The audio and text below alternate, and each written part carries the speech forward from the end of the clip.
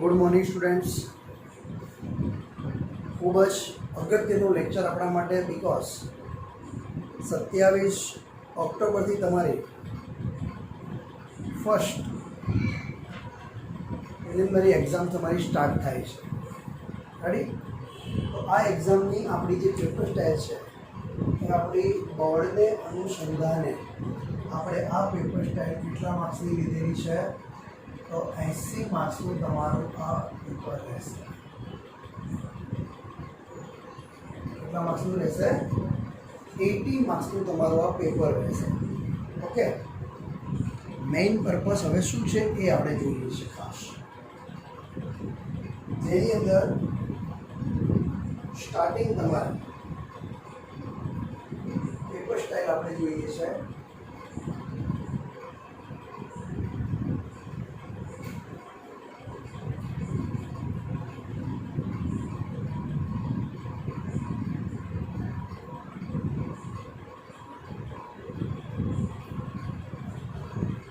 Paper style પ્રમાણે first તમારે શું આવશે? તો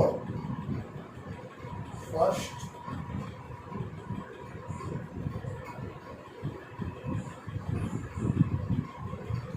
one to 10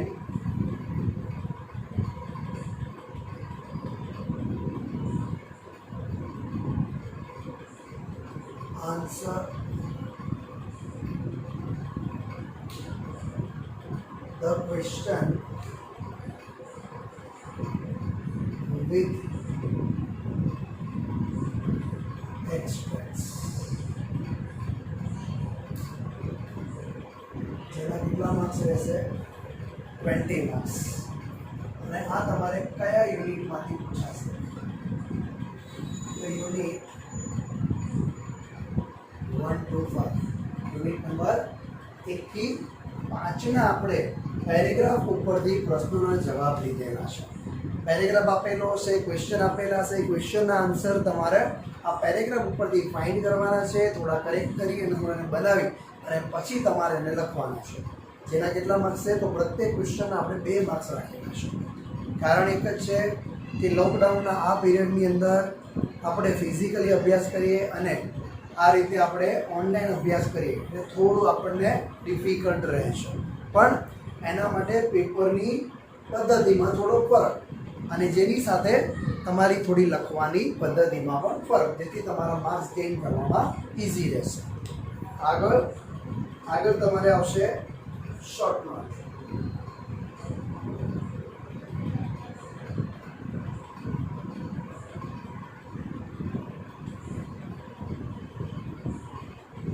right short notes. Short notes તમારે ટોટલ કેટલી લખવાની છે? તો શોર્ટ નોટ તમારે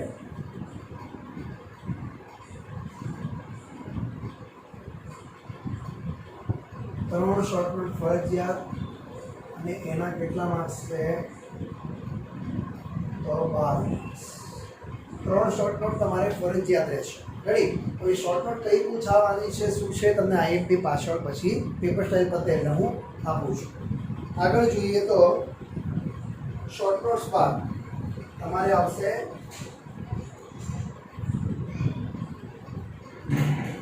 પોએમ, એના ક્વેશ્ચન આન્સર. પોએમના ક્વેશ્ચન આન્સર.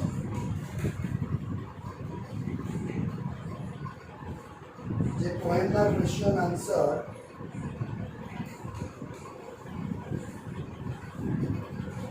કેટલા માર્ક્સના રહેશે? તમારે 4 માર્ક્સ. આના પણ તમને સ્ટેન્ઝા એટલે કે પંક્તિઓ આપવામાં આવેલી છે, એના પરથી તમારે શું કરવાનું છે? ક્વેશ્ચન આન્સર બનાવવાનું છે. રેડી? ત્યારબાદ તમારે આવશે એક સપ્લિમેન્ટરી પેરેગ્રાફ. સપ્લિમેન્ટરી પેરેગ્રાફ જે છે જે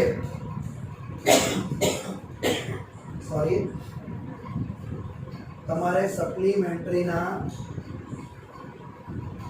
યુનિટ 1 અને 2 માંથી જ લેવામાં આવેલા છે. ખાસ ધ્યાન આપજો. સપ્લિમેન્ટરીના યુનિટ 1 અને 2. પહેલો યુનિટ છે એ છે બ્લેકબક નામનો અને બીજો યુનિટ છે એ ઓ જલેબી. આ બેમાંથી જ કોઈ એક પેરેગ્રાફ, એના ઉપરથી ક્વેશ્ચન, જેના આન્સર અને એના કેટલા માર્ક્સ છે? તો જેના 5 માર્ક્સ તમારે રહેશે. એના માર્ક્સ રહેશે 5 માર્ક્સ. ત્યાર પછી તમને આપવામાં આવેલો છે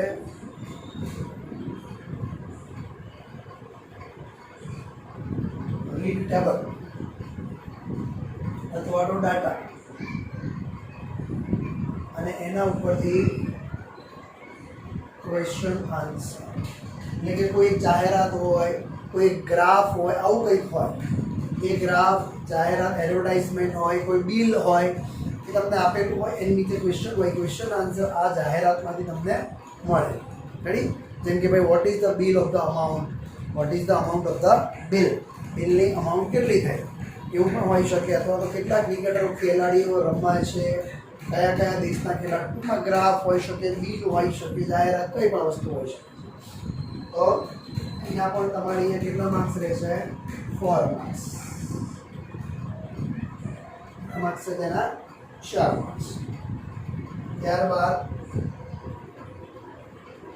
તમારે આવશે ફંક્શનનો પોઈન્ટ આવશે. આ ફંક્શનના પોઈન્ટમાં તમારે શું આવશે? તો મેચ એ વિથ બી, એની સાથે બીને જોડો. જેના તમારે કેટલા માર્ક્સ રહેશે? અહીંયા એના માર્ક્સ આવશે તમારે 3 માર્ક્સ. ત્યારબાદનો પોઈન્ટ, ફંક્શનના 3 પોઈન્ટ કન્ટિન્યુઅસ આપણે લીધેલા છે. એક બીજો પોઈન્ટમાં તમારે આવશે complete the sentence. Complete the sentence. આ સેન્ટેન્સનો પોઈન્ટ ફંક્શનના તમને બ્રેકેટમાં આપેલા હશે. રેડી? એમાં આપણે પ્રત્યેકનો આપણે 2 માર્ક્સ રાખ્યો છે. તમારી બુદ્ધિ થોડી કસોટી વધારે થાય, આપણે ધ્યાનમાં લઈએ.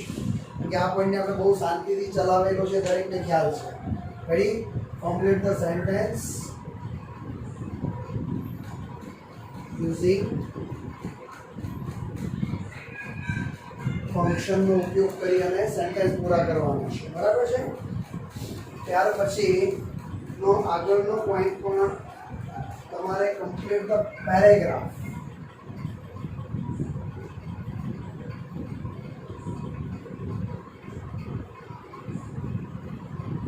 એમાં પણ તમારે શું કરવાનું છે?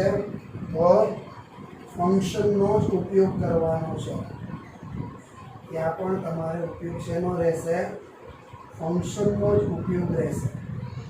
જેના કેટલા માર્ક્સ રહેશે?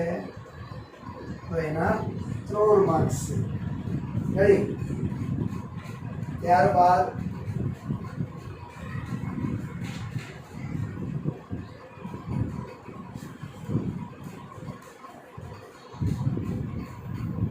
ત્યારબાદના જે 4 પોઈન્ટ છે, 4 પોઈન્ટ આપણે અહીંયા લઈએ છીએ, ધ્યાન આપજો ખાસ. 4 પોઈન્ટમાં પહેલો પોઈન્ટ તમારે આવશે ડ્રાફ્ટ એન્ડ ઈમેલ.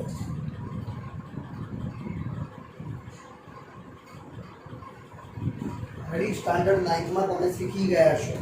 ઈમેલ તમારે રાઇટ ડાઉન કરવાનો છે, ફરજિયાત. રેડી? એના તમારે 8 માર્ક્સ રહેશે. આ ઈમેલ પણ તમને હું ઓપ્શન આપી દઉં છું. ત્યારબાદ તમારે આવશે એઝ એ રાઇટિંગ. તો એઝ એ રાઇટિંગ પણ તમારે કેટલા માર્ક્સનો છે? આ પણ 8 માર્ક્સનો છે. એ પણ તમને હમણાં આપી દઉં છું. અને છેલ્લો પોઈન્ટ તમારો જે છે એ રાઇટ રિપોર્ટ છે. રેડી? અને રિપોર્ટના તમારે કેટલા માર્ક્સ છે? તો 7 માર્ક્સનો રિપોર્ટ છે. આ થઈ તમારી પેપર સ્ટાઇલ. પેપર સ્ટાઇલ એને આપણે ગણતરી કરીએ તો 20 ને 10 30 ને 32 ને 4 36 36 ને 5 41 ને 4 45 ને 6, 51 ને 3, 51 ને 3, 54 ને 3, 57, 57 ને 7, 64, 64 ને 12, એટલે કે 72 ને 8, 80 માર્ક્સ તમારા ટોટલ આ રીતે થશે. રેડી? આપણે ડાયરેક્ટ ઇનડાયરેક્ટ આપણે આમાં નથી લીધું, કારણ કે આપણે હજી એના પોઈન્ટ્સ શરૂઆત જ કરી હતી, એટલે આપણે એને અલગ રાખીએ છીએ. ઓકે, હવે ખાસ વસ્તુ જે જોવાનું છે એ વસ્તુ છે કે શોર્ટ નોટ્સ.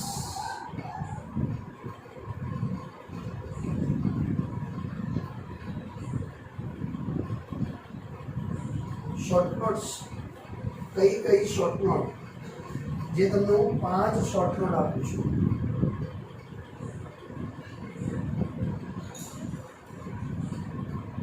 એક છે conflict of Ram Singh 07087. Ready? બીજી શોર્ટ નોટ તો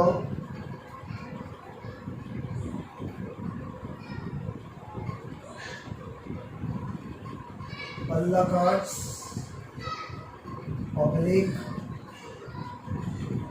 લાઇબ્રેરી. રેડી?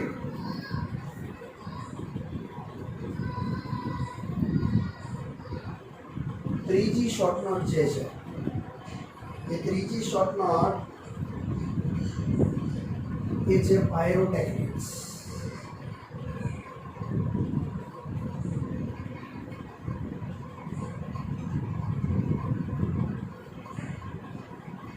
ચોથી શોર્ટ નોટ જે છે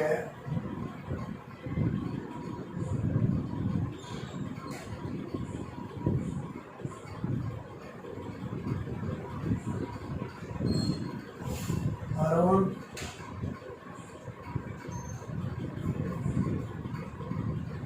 કૃષ્ણામૂર્તિ. પાંચમી શોર્ટ નોટ જે છે એ છે detail of wonderful creation. Ready? આ છઠ્ઠા યુનિટની છે, એ તમને હું ચલાવી દઈશ, સમજાવી દઈશ, તમને ખ્યાલ રહેશે. રેડી? 5માંથી કોઈ પણ 3 શોર્ટ નોટ કમ્પલસરી તમારે હશે એટલે 3 રાઇટ ડાઉન કરવાની છે. ઓકે, ત્યાર પછી આપણે આગળનો પોઈન્ટ જોઈએ. તો આગળના પોઈન્ટમાં તમારે એક ઈમેલની વાત કરીએ આપણે. તો ઈમેલમાં તમારે શું જોઈશે? તો તમને 2 ઈમેલ કહી દઉં છું. 2 ઈમેલમાંથી એક ઈમેલ કમ્પલસરી તમારે રહેશે.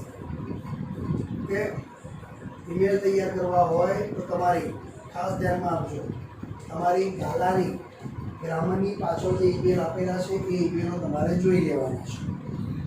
ગાલા એટલે કે વિકાસની જે ગ્રામર હશે એ વિકાસની ગ્રામરની પાછળ તમને ઈમેલ વોટ્સઅપ આપેલા છે.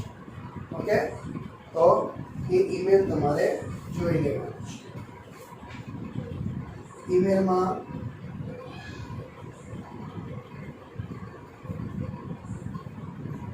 એક ઈમેલ હશે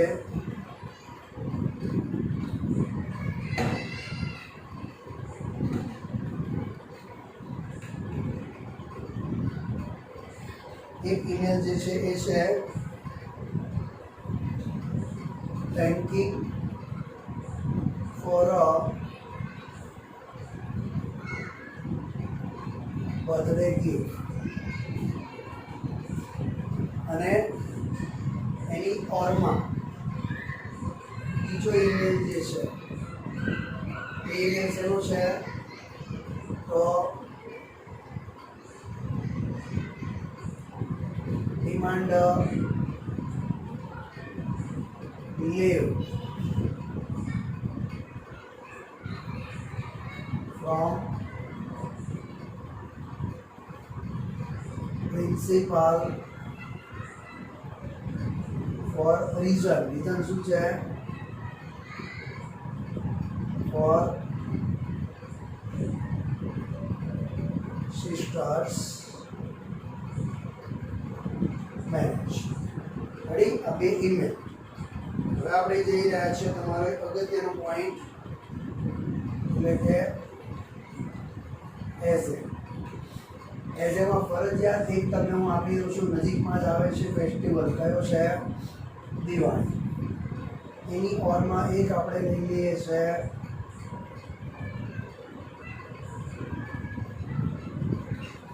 human robot. The human robot. Ready? અને એની પણ ઓરમાં લઈએ છીએ આપણે એક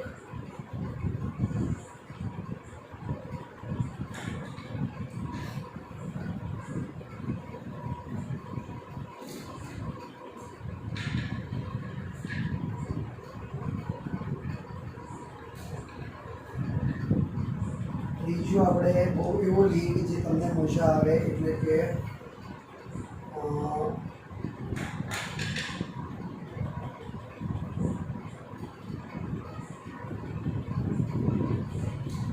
science fair at my school. હવે આપણે લઈ લઈએ છે રિપોર્ટ. રેડી? તો રિપોર્ટની અંદર એક આપણે લઈશું you had a picnic. You had અ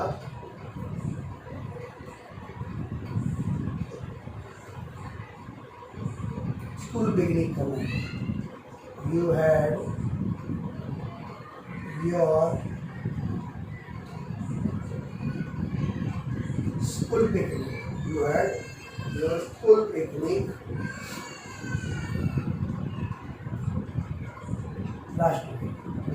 अथवा any or માં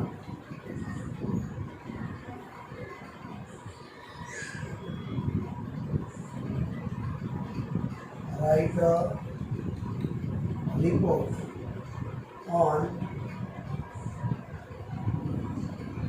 blood donation camp.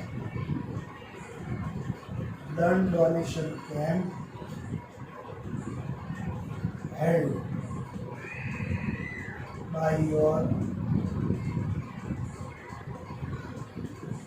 society. Ready મિત્રો? ખાસ ફરીથી કહી દઉં છું, ઈમેલમાં તમારે બે email thanking for birthday gift માટેનો, એક demand leave for principal for sister's marriage. એક તમારે રીઝન છે તમારી બેટના મેરેજ છે એટલા માટે તમારે રજા જોઈએ છે, પ્રિન્સિપલ પછી ડિમાન્ડ કરો છો. એક છે તમારા બર્થડેમાં તમને તમારા મિત્રએ કોઈ ગિફ્ટ આપ્યું છે એનો તમે આભાર દર્શાવો છો.